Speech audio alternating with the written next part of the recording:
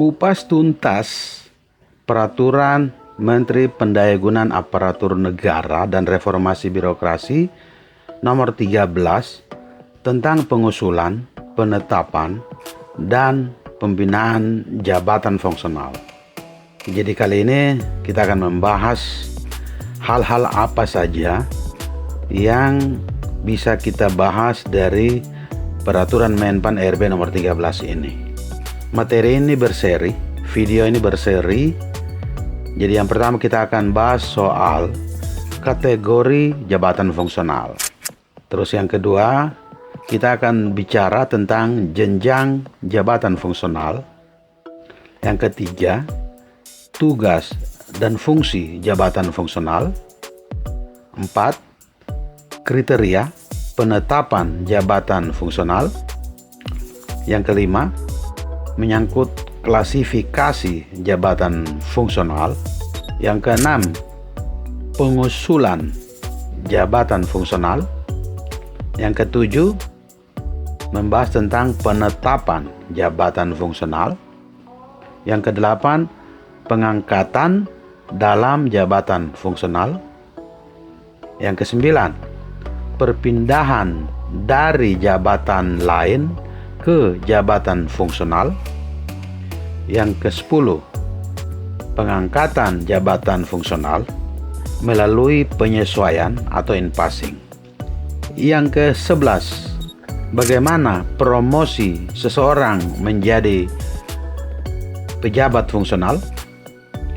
Yang ke-12, pelantikan dan pengambilan sumpah atau janji pejabat fungsional.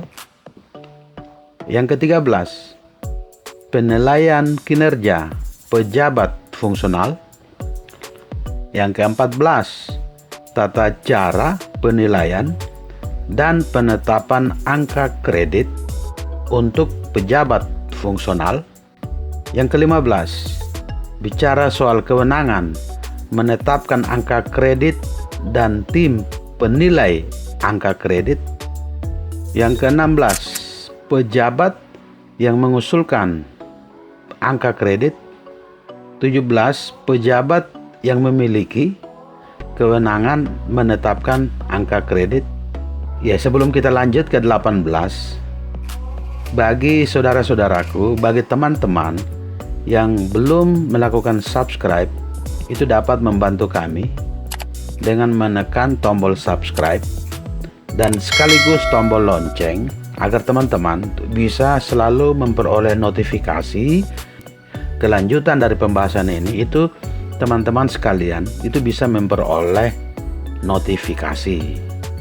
Ya, bisa berkomentar kalau ada hal-hal yang kurang jelas. Ya, bisa juga dilakukan share agar teman-teman kita yang lain tuh bisa mengetahui juga prosedur menyangkut hal-hal yang berhubungan dengan jabatan fungsional. Kita lanjut ke 18, yaitu kenaikan pangkat pejabat fungsional. Yang ke-19, kenaikan jenjang jabatan fungsional. Yang ke-20, tata cara kenaikan pangkat dan kenaikan jenjang dalam jabatan fungsional. Ke-21, bicara soal kebutuhan pegawai negeri sipil dalam jabatan fungsional. Nah, ini pada video kemarin tentang bagaimana jadi kalau kita naik pangkat atau naik jabatan fungsional itu disesuaikan dengan kebutuhan. Nah, kebutuhan itu nanti kita bahas. 22, kategori bagaimana caranya untuk diberhentikan dari jabatan fungsional. 23, tata cara pemberhentian pejabat fungsional. Yang 24, standar kompetensi pejabat fungsional. Yang ke-25, pengembangan kompetensi pejabat fungsional. Yang ke-26, jabatan rangkap untuk pejabat fungsional. Yang ke-27, instansi pembina jabatan fungsional. Yang ke-28, tugas instansi pembina jabatan fungsional. Yang ke-29, organisasi profesi, dan yang terakhir, yang ke-30 nanti adalah syarat dan tata cara pembentukan organisasi profesi pejabat fungsional. Jadi ini ada 30 hal. Nanti kita akan bahas secara berseri tergantung waktu gitu. Kami usahakan video ini tidak terlalu panjang agar satu persatu itu bisa dipahami oleh teman-temanku sekalian. Sekali lagi, bagi teman-teman yang belum melakukan subscribe, agar dapat membantu kami untuk menekan tombol subscribe sekaligus tombol lonceng, bisa di-share, bisa di-komen untuk kita berdiskusi tentang hal-hal yang akan berhubungan atau hal-hal yang berhubungan dengan jabatan fungsional.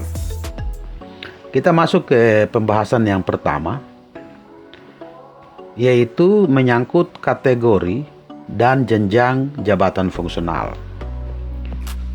Jadi kategori jabatan fungsional itu terdiri dari ada jabatan fungsional keahlian dan ada jabatan fungsional keterampilan. Jadi kategori itu hanya ada dua, yaitu kategori jabatan fungsional keahlian dan kategori jabatan fungsional keterampilan.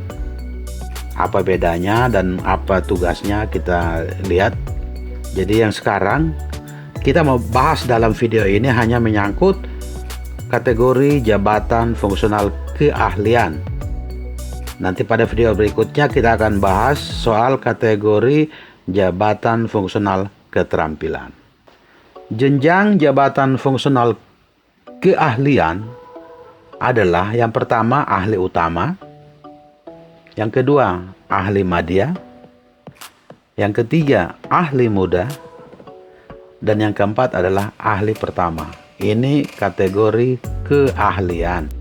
Tugas dan fungsi dalam jabatan fungsional kategori keahlian.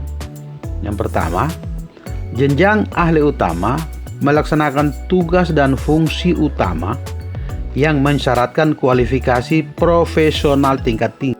Yang kedua, untuk jenjang ahli madya itu melaksanakan tugas dan fungsi utama yang mensyaratkan kualifikasi profesional tingkat tinggi. Kalau ahli utama tingkat tertinggi, ahli madya tingkat tinggi.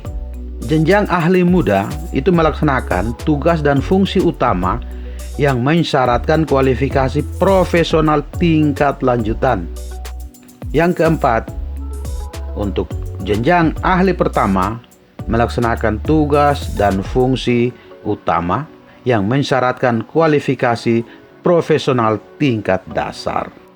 Oke ya, jadi nanti pada video berikutnya itu kita akan bicara soal kategori dan jenjang jabatan fungsional keterampilan.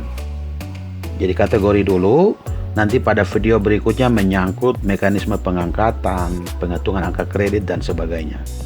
Oke, sekali lagi, bagi teman-temanku yang belum melakukan subscribe, bisa membantu kami dengan menekan tombol subscribe, sekaligus tombol lonceng, agar video-video berikutnya nanti dari kami, itu teman-teman bisa memperoleh notifikasi. Jadi keterampilan, itu jenjang penyelia, mahir, terampil, dan pemula. Nanti kita akan bahas pada video-video berikutnya. Oke, terima kasih dan sampai jumpa video berikutnya.